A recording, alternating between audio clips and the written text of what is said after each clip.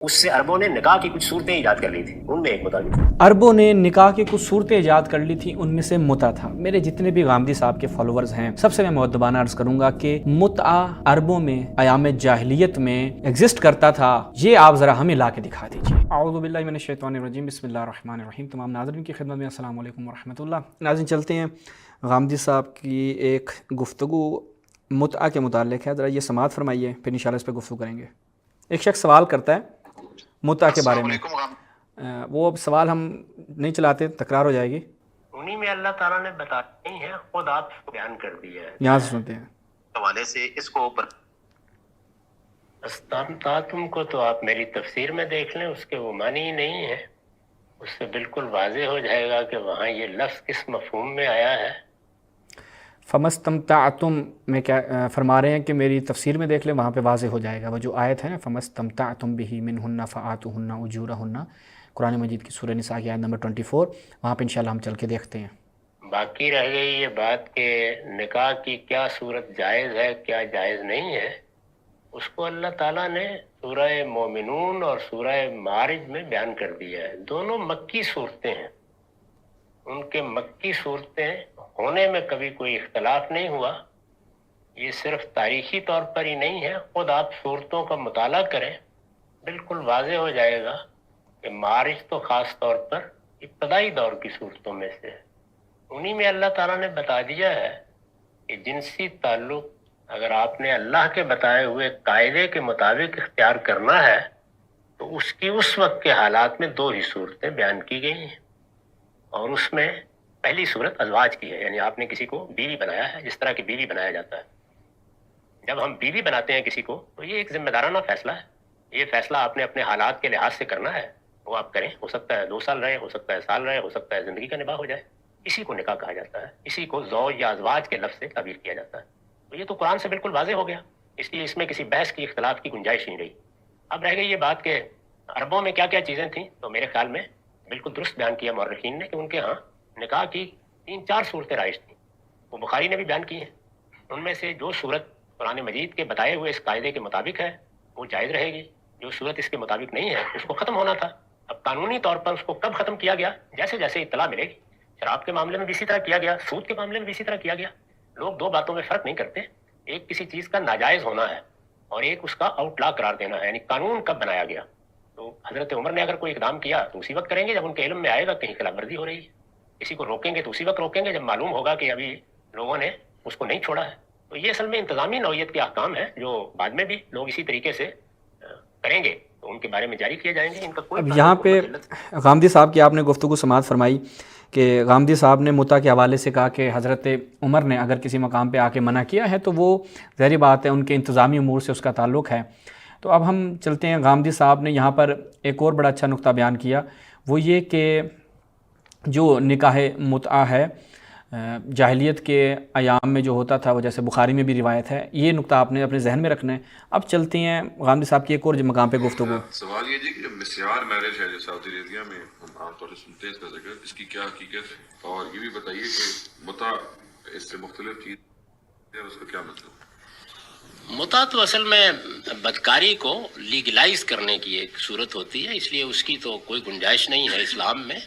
اسلام میں ازدواجی تعلقات یا جنسی تعلق، جنس یعنی زنا کو لیگلائز کرنے کی ایک متع کیا ہے، متع کا آپ کی ڈیفینیشن کیا ہوئی؟ زنا کو لیگلائز کرنا، ٹھیک ہو گیا۔ یہ میاں اور بیوی کے مابین ہی ہو سکتا ہے، اس کے سوا کوئی گنجائش نہیں ہے۔ یہ کیوں اتنی بڑی پابندی اللہ تعالیٰ نے کیوں لگائی ہے جبکہ انسان اچھا، یہ آپ نے سماعت فرمایا۔ ایک اور مقام پہ متع کے متعلق غامدی صاحب نے کچھ بیان کیا، وہ بھی ہم آپ کو سنوا دیتے ہیں تاکہ وہ بھی آپ سن لیجئے۔ What is muta''s relevance in today's life even though it's mentioned in the Quran? Is it allowed?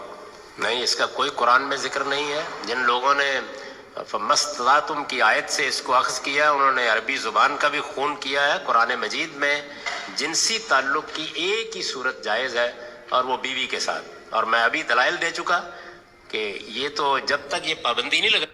پہلے 2 صورتیں تھیں، غامدی صاحب وہاں پہ 2 صورتیں بیان کر رہے تھے، ایک بیوی ہو گئی اور ایک لونڈی ہو گئی۔ یہاں پہ ایک صورت ہو گئی ہے گامدی صاحب میں ارتقا ظاہری بات ہے آہستہ آہستہ آتا ہے، اور یہاں پر فمستمتعتم سے ہی جن لوگوں نے اس سے نکاح مراد لیا ہے انہوں نے عربی زبان کا خون کیا ہے، وہ بھی ہم یہ جملے سارے آپ نے یاد رکھنے ہیں۔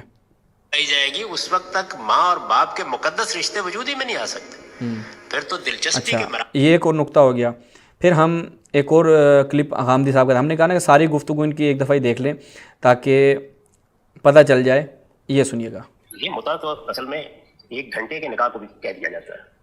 تو میں نے تو پہلے عرض کیا نا کہ بنیادی بات یہ ہے کہ آپ نے ایک مرد و عورت کے درمیان زندگی بھر کا عہد کرنا ہے۔ زیادہ سے زیادہ یہ ہو سکتا ہے کہ آپ کسی ایسی صورتحال میں ہیں جیسے یہاں سے بہت سے لوگ بیرون ملک چلے جاتے ہیں، ان کو کچھ پتہ نہیں ہوتا کہ وہ وہاں رہیں گے واپس آ جائیں گے، تو وہ اگر کسی عورت سے نکاح کرتے ہیں یا عورت مرد سے نکاح کرتی ہے اور وہ یہ کہتے ہیں کہ بھائی نکاح تو ہم زندگی بھر کے ارادے سے کر رہے ہیں، ذمہ داریاں بھی اٹھا رہے ہیں، لیکن ہو سکتا ہے کہ مجھے واپس جانا پڑ جائے اور میں ساتھ نہ لے جا سکوں، تو اس موقع پر ہم الگ ہو جائیں گے۔ اس طرح کی صورتحال گوارا کی جا سکتی ہے۔ یعنی طلاق کی نیت سے اگر آپ، یعنی ایک جدائی مطلب طلاق نہ، کہ ابھی ہم تو کر لیتے ہیں لیکن طلاق کی نیت کر لیتے ہیں کہ اگر ہم یہ نہ کر سکے یا وہ نہ کر سکے تو ہم جدا ہو جائیں گے، تو کہا یہ کر سکتے ہیں۔ یہ اس کی قرآن و سنت نے اگر گنجائش دی ہے تو وہ ہمیں ذرا قرآن مجید سے غامدی صاحب آیت بھی پڑھ دیتے کہ اگر آپ اس نیت سے آپ کر لیں۔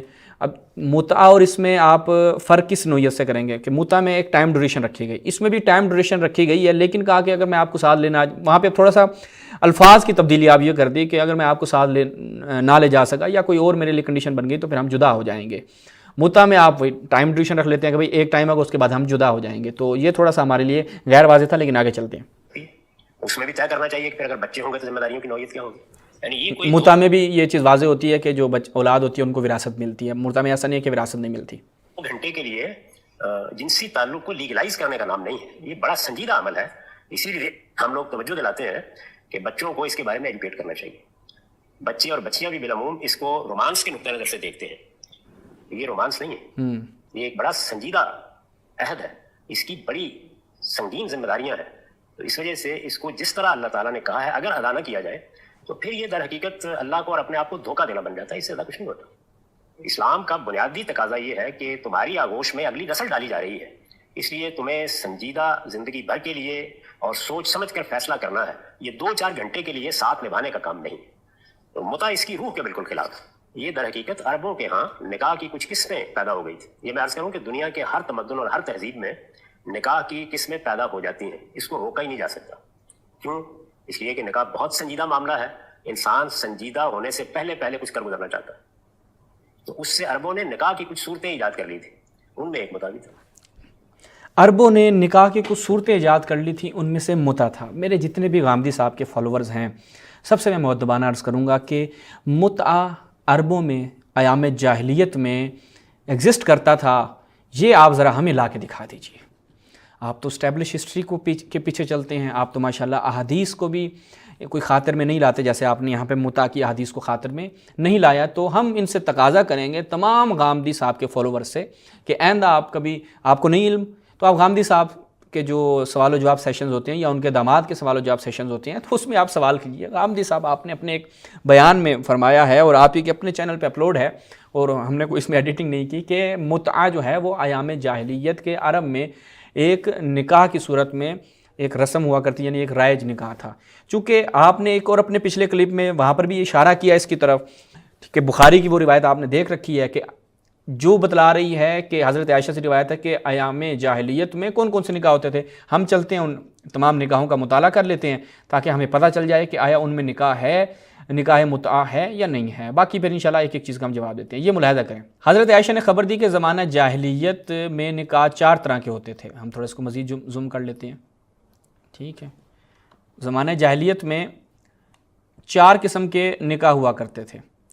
ایک صورت تو یہی تھی جسے آج کل لوگ کرتے ہیں، ایک شخص دوسرے کے پاس اس کی زیر پرورش لڑکی یا اس کی بیٹی کے نکاح کا پیغام بھیجتا ہے اور اس کا مہر دے کر اس سے نکاح کرتا ہے، ایک ہی ہو گیا، یہ جو نہیں نارمل جو شادیاں چل رہی ہیں آج کل۔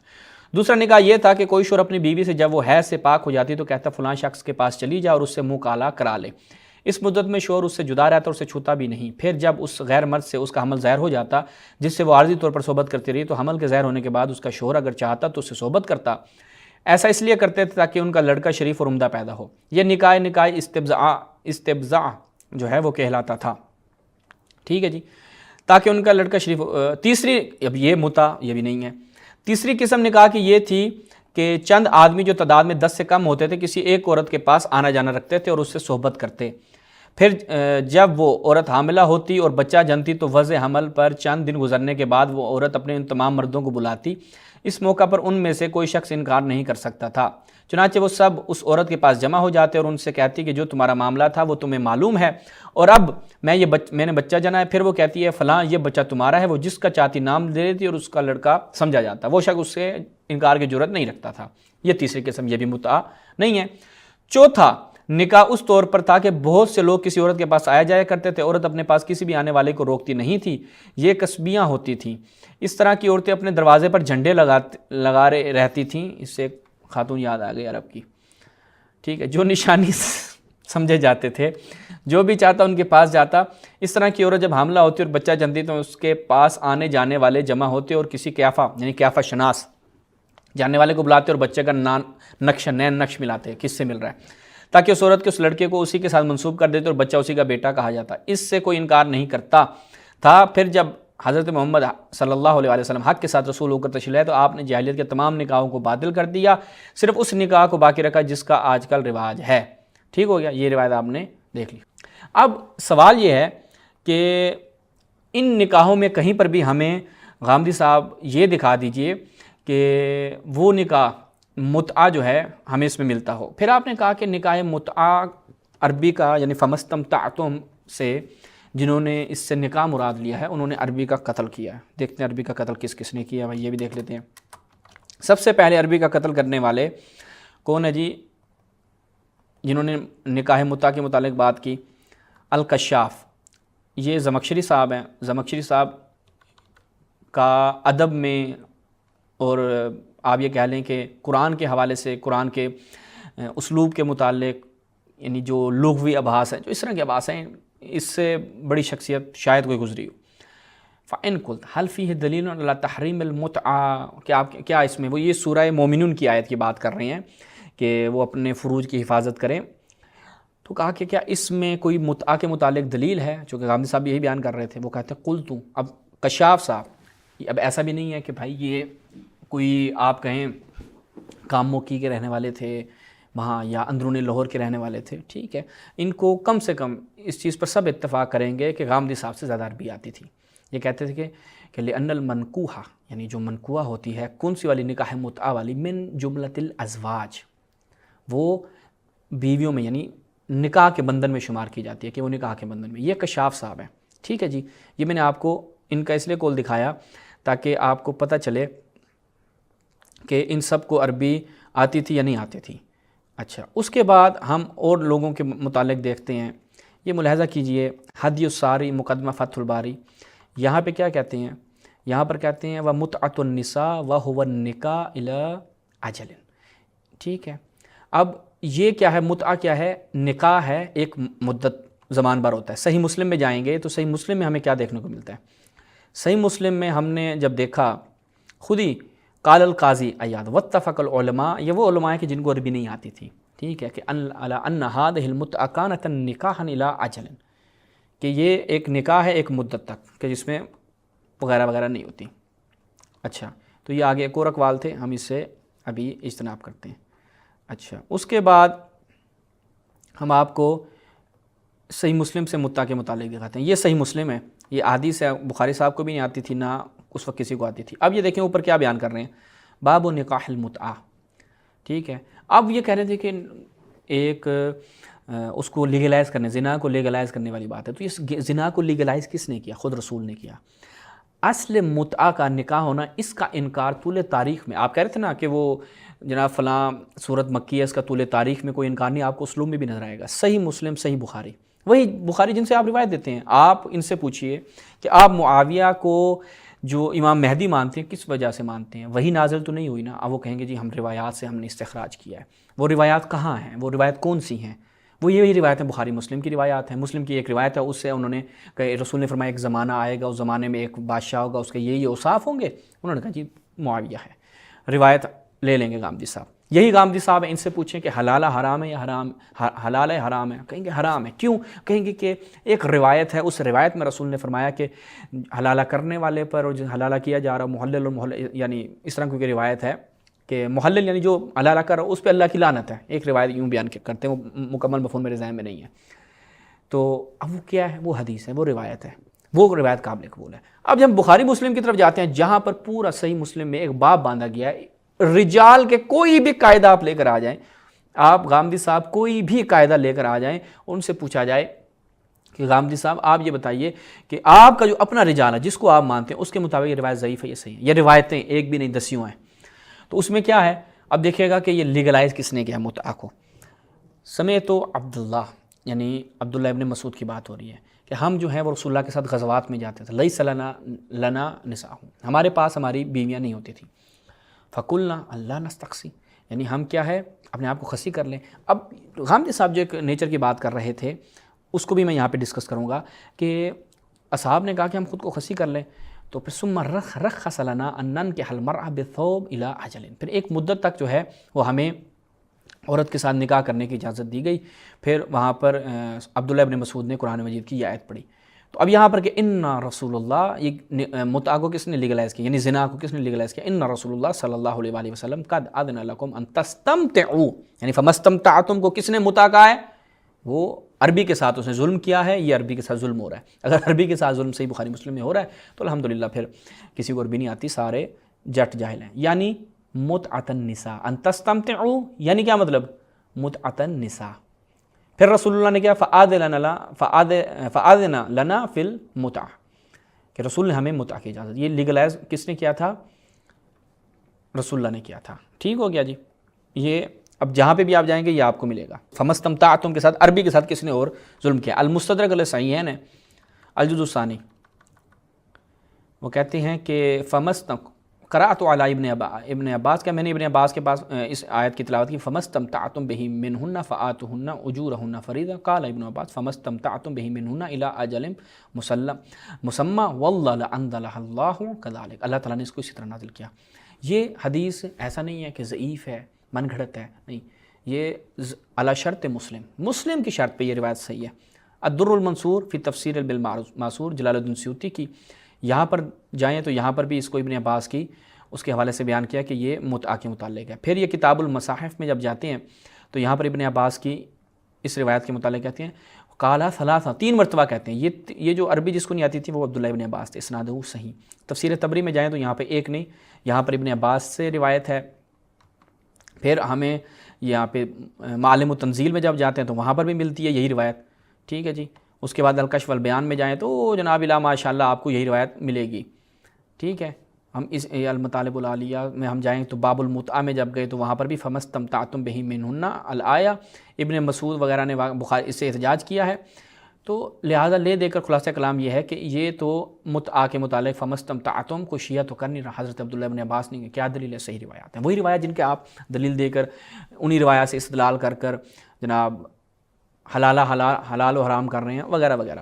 اب قرآن مجید کی طرف آ جائیں، کہتے ہیں جی قرآن مجید کی طرف جائیں تو ہم غامدی صاحب کے ہم نے جب ترجمے کی طرف نگاہ کی تو ہمیں غامدی صاحب نے کیا بتایا؟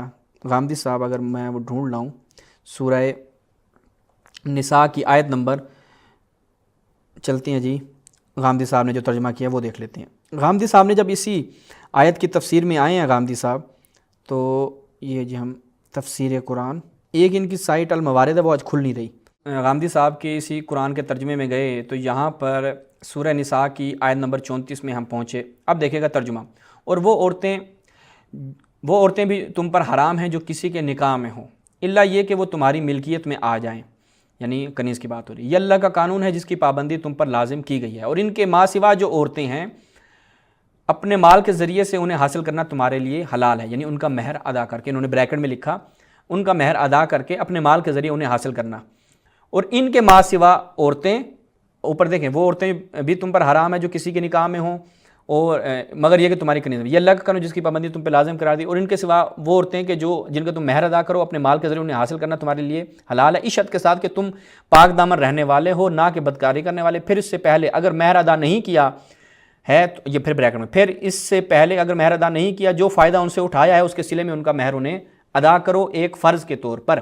مہر اٹھانے کے بعد البتہ آپس کی رضامندی سے جو کچھ طے کر لو اس پر تم پہ کوئی گناہ نہیں۔ اب ہم سورہ نساء کی انہی آیات کو اگر ہم دیکھیں، مثال کے طور پر حرمت علیکم امہاتکم، یعنی تمہارے اوپر تمہاری مائیں، تمہاری بیٹیاں، یہ بیان کہ تم پر حرام کر دی تمہاری مائیں، تمہاری بیٹیاں، بہنیں، پھپھیاں، خالائیں، بھتیجیاں، سب یہ حرام کر دیں، یہ ایک آیت آئی۔ اس کے بعد پھر اور شوہردار عورتیں بھی تم پر حرام، یعنی اللہ تعالیٰ ابھی اس کو ہم شروع سے دیکھیں تو ہمیں کیا بتایا جا رہا ہے، یعنی خود یعنی اس سے پچھلی والی آیات کو ہم دیکھ رہے ہیں کہ حرمت علیکم امہاتکم و بناتکم و اخواتکم، یہ 23 نمبر ہے۔ اس کو جب ہم نے دیکھا اور اس کے بعد اور شوہردار عورتیں بھی تم پر حرام ہیں مگر جو تمہاری ملکیت میں آ جائیں، تم پر اللہ کا فرض ہے کہ ان کے علاوہ باقی عورتیں تم پر حلال ہیں اور ان عورتوں کو تم مال خرچ کر کے اپنے عقد میں لا سکتے ہو، ٹھیک ہے۔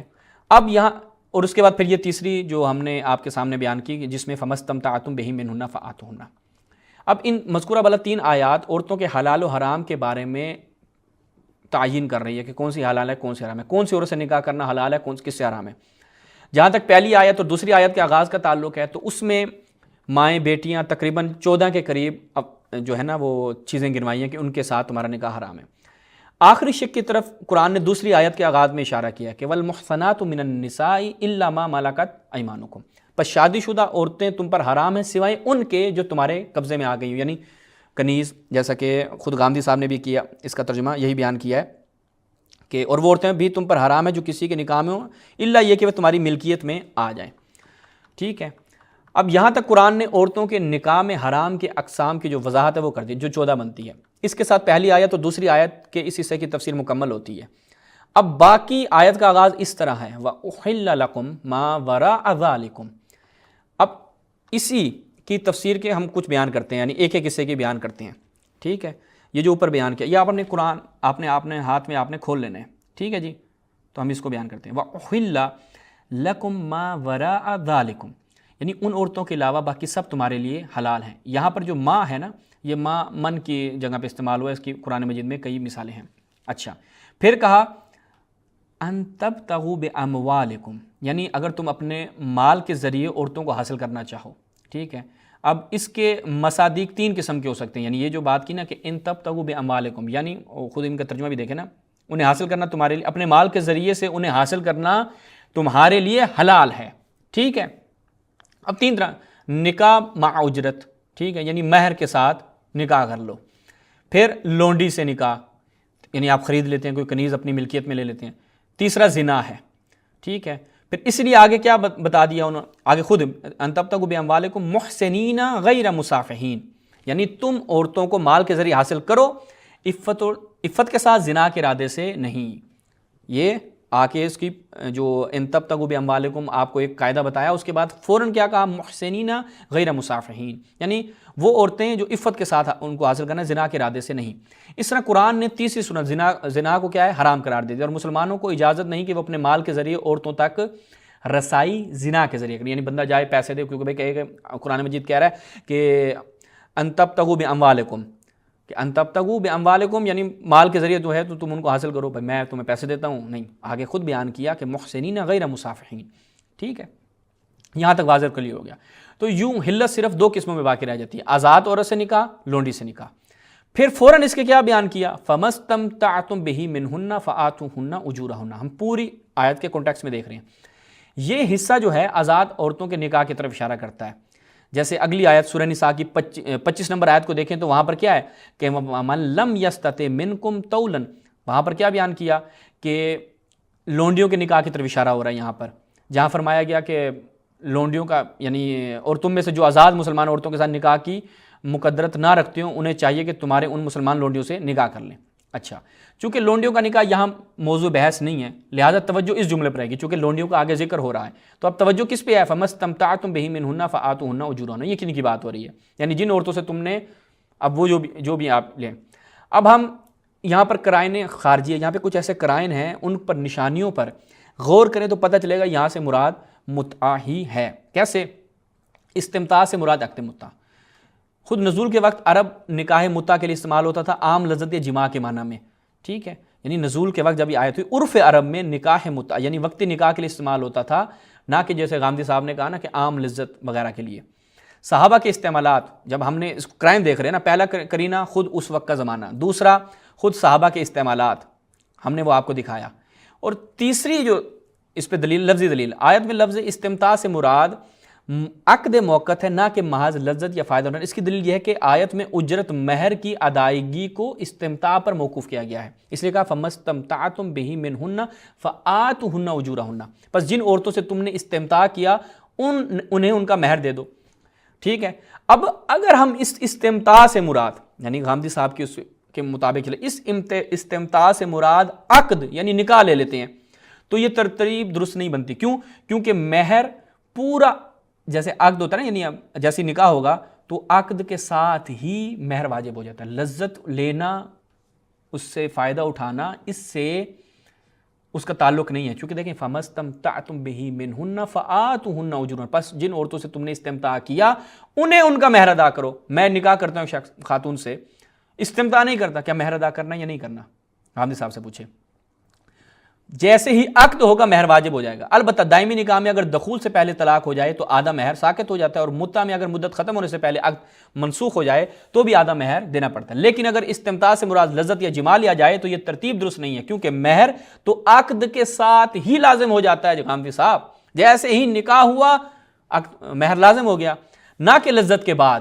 شوہر مہر ادا کرنے کا پابند ہوتا ہے خواہ لذت حاصل ہو یا نہ ہو، لہٰذا سیاق آیت سے کو لحاظ یہاں سے اگر کیا جائے تو استمتاع کا معنی عقد ہی درست ہوگا۔ تو چونکہ آپ سیاق کو اور عربی کو ان سارے قواعد کو مد نظر رکھتے ہیں تو یہاں پر اس کو آپ کہیں کہ یہ نکاح کی طرف اشارہ کیا جا رہا ہے یا لونڈیوں کا تو ذکر بعد میں آ رہا ہے، تو لہٰذا کسی بھی اعتبار سے اس کو آپ کسی اور معنی میں لیں گے تو عربی اعتبار سے بھی، لغوی اعتبار سے بھی، اور صحابہ کے اعتبار سے بھی، کسی بھی اعتبار سے غامدی صاحب کا موقف درست ثابت نہیں ہوتا، تو ہم اسی پہ اکتفا کرتے ہیں۔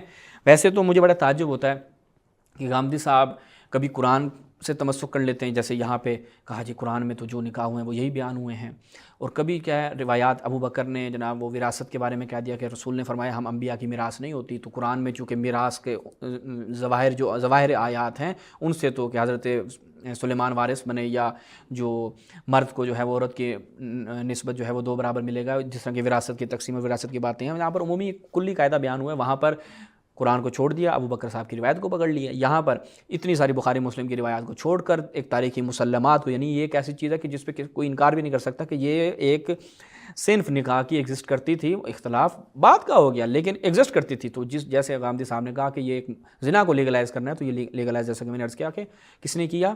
رسول اللہ نے کیا۔ اب مرضی ہے پک اینڈ چوز کرنا ہے، یہاں سے یہ اٹھانا ہے وہاں سے وہ اٹھانا ہے، وہ ان کی مرضی ہے، غامدی صاحب کا یہ کام ہے، تو اسی پہ ہم اکتفا کرتے ہیں۔ والسلام علیکم ورحمۃ اللہ۔